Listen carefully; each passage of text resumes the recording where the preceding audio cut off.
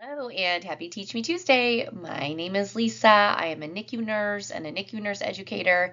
And today is my birthday and it's a Tuesday.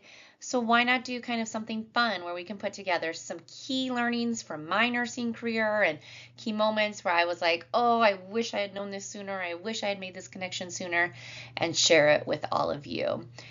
You, as a bedside nurse, have maybe said to a parent, like, oh, with especially during this eating period where we're trying to get them to do some oral feeds, there's going to be a moment where the light bulb goes off and the baby will learn how to suck, swallow, breathe, suck, swallow, breathe, suck, swallow, breathe.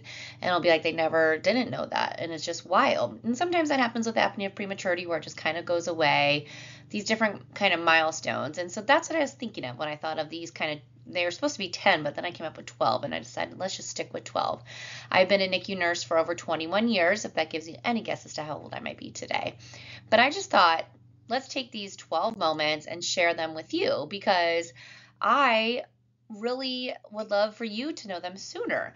I'm going to go into each one a little bit. Some of them we've talked about before. Some of them you might be like, oh, this looks familiar. Some of them maybe we're going to talk about in upcoming Teach Me Tuesdays.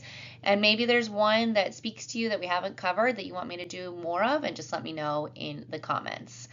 But those moments in my career where I've stopped in my track from either a good reason or a bad reason, which I will explain as we go, and really thought to myself, oh, that really helped me and I understand that better.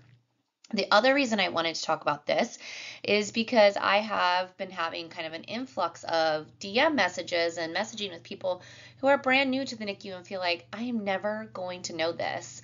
And I want you to know that you're not alone. I did not know everything going in. I did not sit here and rattle off 12 random aha moments within a year of my career, and you shouldn't either. You're doing great and you're exactly where you should be. So let's dive in. One of the biggest aha moments for me was about understanding circulation and how it switches from intrauterine to extrauterine circulation. We did talk about this in February, so if you haven't watched this Teach Me Tuesday or seen it on Instagram or social media, I encourage you to go back and do that.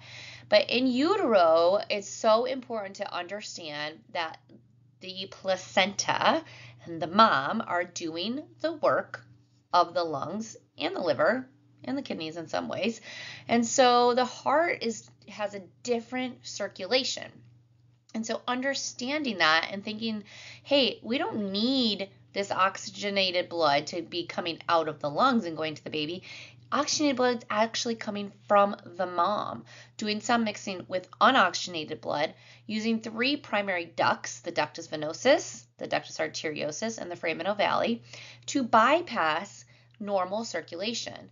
Once I understood that, and once I understood that, hey, we need to have a decrease in our pulmonary vascular resistance when the baby is born so that circulation can switch and shunts can start closing, I was like, oh, this makes so much more sense to me. For me, learning this really came from teaching it during simulation starting about 8 years ago. And during that time, we were walking through a heart map. We drew it out on the ground. It was a giant heart that one of my coworkers, who is an amazing artist, drew. And we were walking through it as if we were a blood cell in the placenta or during fetal circulation and then in newborn circulation or standard typical circulation. And doing that and kind of moving my body and teaching it over and over again really helped me. It also helped me understand why we're so focused on what we're doing in NRP, how we accept lower saturations because that's normal when the baby's in utero, and then how it should transition. So the key takeaway here is in utero, that placenta is handling oxygenation and waste removal, and after birth, our pulmonary circulation has to take over. And when it doesn't, we come to our second aha moment. And our second aha moment is about PPHN. So PPHN, persistent pulmonary hypertension. I always thought when you think hypertension, you think that this is a problem with the heart. And really, this is not a structural problem with the heart. It's not a tightening of your arteries that could lead to a heart attack or something. It's high blood pressure in the pulmonary arteries where a conduit is almost blocked and it's keeping those fetal circulation patterns active. This is going to cause hypoxia, and a lot of the management of this has to do with giving the baby more time and a lot of relaxing so that the pulmonary arteries relax and allow the switching to happen. One thing I think is super helpful to me is that there was a Khan Academy on this, and I watched that Khan Academy, and it was like, I mean, I remember sitting there and being like, oh, that's it. And watching them talk about the blocking of this circuit was fascinating. You can search that here on YouTube, or any of the other places where you would look for Khan Academies. Highly recommend it. Kahn, if you're looking for Khan Academy. So once I started realizing that PPHN really has nothing to do with congenital heart disease, it has to do with the transition from intra to extrauterine circulation, from fetal circulation to newborn circulation, I understood why we were managing it with nitric oxide, why we were giving them more oxygen, because this is usually in term babies, why we were maybe sedating them so that they were relaxing. All of that came together for me as a key takeaway here, which also leads us to my favorite, which is the placenta, right? To know me is to know my love of the placenta, how I believe that the placenta is the greatest temporary organ to ever exist. And yes, my friends in social media, I know that it is the only temporary organ, but that's beside the point. I stand by it. It is the baby's lungs, the liver, the kidneys, the endocrine. It's absorbing nutrition. Anything that happens to placenta is going to affect your baby, and it can affect the baby's NICU stay. It can increase any risk to the placenta, can increase your risk for HIE, IUGR, NEC, early sepsis, all of these things that can happen because of the placenta. Looking at a placenta pathology, when you see a placental pathology and it has the weight of the placenta, it will tell you the percentage, like like a baby's growth measures. It will give you that as well for a placenta. And when it is small, you should be alarmed. So keep that in mind. But remembering that the placenta is doing all that, the oxygenating, the nourishing, the detoxifying, getting rid of the waste. Remember, you and I are breathing, we blow off our CO2. In utero, the placenta has to remove the CO2. So if you think to yourself something happens to the placenta, it can't remove the CO2, then we're in trouble. Which brings us to the whole thing. We just talked about this so much with NEC, and here we are again, that the mom's history is telling us the baby's story. And is it a full story? Not always, but it is a major part. It is a plot twist in this story. What was happening with the mom, both during the pregnancy, in the delivery, and immediately after the delivery, is so important to understanding what is happening with your patient that you are taking care of that day. Knowing, did the mom have choreo? Was she GBS positive? Was there a prolonged rupture of membranes? Was there any drug use? And what was the drug use, and what is that going to look like?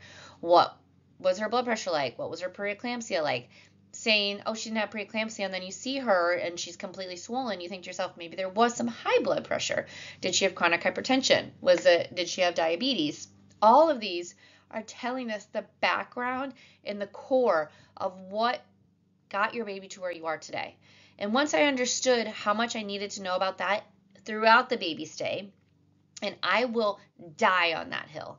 I've heard people be like, oh, the maternal history is only important in the first few days of life. No, ma'am. The maternal history is important the entire stay of the baby. We just talked about NEC for 2 weeks, and we talked about how knowing about NEC and mom's risks kind of come together. We know that you can have late onset GBS. So knowing mom's GBS status the whole time is important. We know that looking at things like sepsis, respiratory distress syndrome, the baby's not growing, the nutrition labs are off. Were they small for gestational age to begin with? Was that going on with the placenta? It's important for the baby's entire stay. Brings me to my old friend breast milk. I saw a picture. This was probably on social media. I don't know, 5-10 years ago. I have no idea. And it was for a mom that was doing tandem nursing. So she was nursing her 2-year-old and her 2-week-old. And what she said, this is her experience, not mine, is that she was nursing her 2-year-old on one breast and her 2-week-old on the other breast, and just kind of all the time, so that like one baby got one and one baby got the other. And when she would pump the milk was different. The 2-week-old milk looked one way, and the 2-year-old milk looked one way. I've seen healthy milk when the mom feels good and when the mom doesn't feel good. I've seen milk when the baby doesn't feel good and when the mom feels good. And that's because it is a two-way street. Breast milk and the breast and nipples are a two-way street. They are taking information back from the baby, going into the ducts and modifying the milk as to what the baby needs. Did you know that? Did you know the nipples were a two-way street? It is so fascinating to know. And that can come from skin to skin. When moms are holding their babies skin to skin, there's going to be some, sharing of skin cells back and forth. The breast milk will adapt. I talked about the neck podcast from the NAN team a couple weeks ago. Go listen to it. They talk about that again on there. But it is a reciprocal relationship. The breast milk will adapt to what the baby needs. And I hope you know that. And it is so special, which is why using mom's own milk for a baby and trying to use fresh milk over frozen is always going to be best for the baby. Of course, we know that mom's own milk, whether it's frozen or fresh, is best first, then followed by donor milk, but this is huge. So the key takeaway about breast milk is that it's personalized nutrition and immunology, and that's crazy. We're going to switch gears. We're going to talk about PIE. So pulmonary interstitial emphysema. I wanted to put this on here because the very first baby I ever took care of that died in the NICU died because of PIE. And at the time when I was taking care of her, I didn't know how severe and risky it was. I did not know that there was all these air trapping into these almost like tiny little unattainable, untouchable alveoli. I did not know that high ventilator pressures can cause some of this damage, and that's often why we're doing gentle ventilation or high frequency ventilation from a jet or an oscillator. And I remember being 1-to-1 and thinking to myself, well, she's not even like on pressors. Why am I 1-to-1? And I quickly learned why. And I put this slide on here because I want you to know that now. I want you to know how serious PIE is and how quickly a baby can turn and deteriorate on your watch. And to also understand that some of this reasons that we do the high frequency ventilation, and there are units that do jets from birth on micropreemies. So I think that's an interesting practice. But keeping that in mind as we are trying to not rupture the alveoli, because when that little alveoli each individually ruptures, it makes it so that you can't get air into those areas. So key takeaway, risk factor includes high vent pressures. Also, nutrition is a big part of PIE. So keep that in mind. You have to have regrowth of that lung area in order for it to get better. Med math is mission critical. It is, oh man, we used to mix all of our antibiotics at our bedside, our dopamine, we used to do lots of crazy things that we don't do anymore, which is lovely. I've caught med errors by doing med calcs. I have caught a medication that came from the pharmacy that was supposed to be 0.7 and was 7. I mean, that is 1 decimal, but that is like a baby's life. It was actually an indomethacin, which you may be using for PDAs, but now you're more likely to be using ibuprofen or acetaminophen, but that's what it was for. And when you're doing your dopamine drips, if you are a unit that is still calculating them, knowing that med math, doing a double check of all of your meds. I have had to do that everywhere I've worked. I know there are units that don't do med calcs anymore.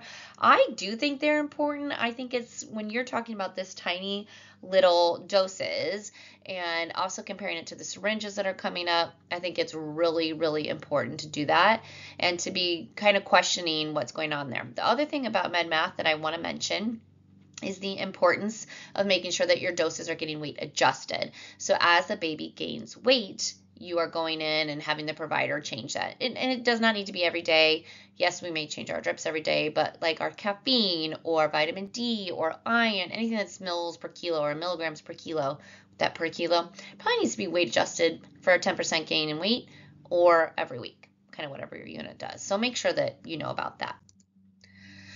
Thinking about the little vitals and how much they matter over time. So a slight change in your temperature, a slight change in your capillary refill, a slight change in your baby's tone, things that we can often see with our eyes or watching in trends over time will often tell us that something's going on before it gets too big. So we talked about this a lot with neck, but I'm going to bring it up again, and that is watching what's going on with your servo temperatures. So remember, we put a servo probe on a baby. We tell the incubator, hey, we're going to have you keep the baby at 98.6. And if the incubator is having to adjust 2 degrees kind of either way, that's a big deal. So just keeping an eye on what the measured temperature in the incubator is in addition to what the baby is. Looking at that cap refill. Remember, a delay in a cap refill means that your perfusion is off. When the baby's perfusion is off, something bigger could be going on, such as infection, overwhelming sepsis, and definitely something like NEC, because the blood is shunting away from those places, such as the gut, from the skin, and trying to go protect those vital organs. So capillary refill is a big deal. Remember that. So servo temps, cold stress, capillary refill, big key takeaways here. I just saw somebody talk about this in relation to my interview questions that I had posted, that the kind of wild answers for interview questions. And that is someone saying, like, I've never made a mistake. Nurses don't make mistakes. That's not true. And frankly, if someone's told you they've never made a mistake, either they're not owning up to it or they didn't know enough to know they made a mistake. I've made mistakes. We used to have our like kind of morphine drips on these pumps that were not integrated with our large infusion pumps. And I did my line change and I left the line clamped. That's not great. I suddenly was like, but to make matters worse, the pumps were not very sensitive. And so it didn't realize that the line was clamped for maybe 2 or 3 hours when the baby started kind of like kicking around and all of that. And you're like, oh my goodness, this is wild. Definitely had some med airs, definitely done some flushing that probably wasn't the best. I've heard of other things such as running blood at the same time as dextrose. Remember that dextrose will lyse the red blood cells. That's not great. Giving a PO med as an IV, that can cause an infiltrate. Definitely had an IV infiltrate before where you feel like you're checking it all the time and it just doesn't happen there. So, and it still goes bad. So remember that everyone's going to make a mistake, and the best thing we can do is learn from them and really say to yourself, what am I going to take away from this to make sure it doesn't happen to another baby? So keeping those things in mind. The importance of our central line and how important our central line care is. Working in a unit that was CLABSI-free for over 2 years was pretty wild. It was amazing. We had lots of great aseptic techniques that we did. We were very consistent with our sterile tubing changes, and really the insertion process on that unit for all of our central lines, so UVs, UAs, and PICC lines, we had a central line team, and so nurses were putting in over 90% of those lines, and they followed a very strict protocol, which I thought was very important. Scrubbing the hub, remember 15 seconds wet, 15 seconds dry. Dry time is kill time. Really watching about changing your gloves. This is why I've talked in the past about time management, how I'm a head to toe person, doing my dirtiest things last because I hate changing my gloves and make my hands sweaty. So I know that the more things I can do before I have to get them dirty, the better. My central lines always get their own gloves, even if I'm just looking at it, checking numbers on a UVC, a UAC, looking at my securement on my PICC dressing, making sure on a PICC dressing that if it's coming up in any corners that you're alerting someone. All of those things are so important, which brings us into infection prevention. So I did a little I was chatting with someone and I saw something that said like, oh, I don't think that nails are that important in the NICU. I think that it's fine. And I don't really know why we're so concerned about all these high touch surfaces. And I was really trying hard not to engage because it really is important. And there are studies, first of all, on your phone, whether you're using a phone that you kind of pass back and forth between you and another nurse, or touching your own cell phone while at work. It is not good. Don't do it. Things like phones are harboring so much germs, and nails, under fake nails, there is going to be a space and you don't think germs are living in there. And I know people are like, oh, I just change my gloves all the time, or I wear gloves for every touch. No, you don't. If there's an emergency, are you wearing gloves? No, you're going in and helping the baby. So no rings, nothing below your elbows. You'll see me if I have rings on, I'm probably teaching that day, right? I'm not in the NICU, and if I am, I put my rings on this lovely necklace that I wear every day. Wiping on those high touch surfaces.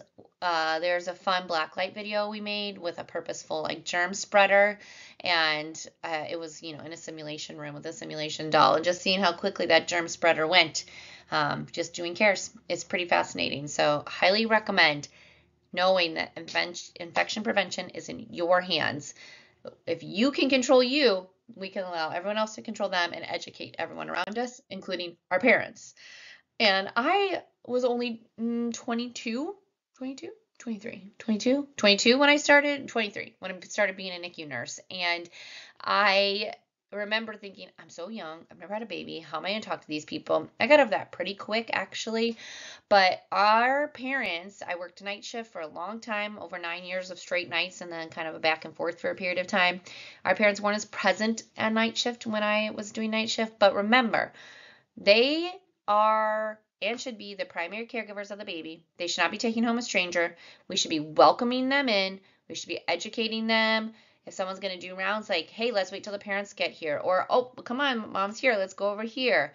They want to be included. They want transparency and they want honesty. So empathy and education equals trust. Invite them in. Talk out loud. Ask them the most mundane things. Did you know you're having a boy or a girl? How did you pick your baby name? Where did you grow up? Find a bond with them. You can do it. So that was it. 12 moments that changed my career as a NICU nurse. Thanks for sticking around for this today. I hope this was kind of fun. If there's anything you want to know more about, please reach out to me and maybe we can go in depth on more, or I can send you a previous video if you haven't seen it. And number one thing I hope you know is don't be afraid to ask questions. The quiet nurse is the scary nurse. Ask your questions. Be involved in that sense of curiosity and wonder. Tell me more about why we're doing that. Why did you switch from ibuprofen to acetaminophen? Why are we doing a med calc on this? Tell me why we chose dopamine over dobutamine. That's how you're going to learn so that you too can be having aha moments. Thanks for celebrating my birthday with me, and I will see you next week for another Teach Me Tuesday.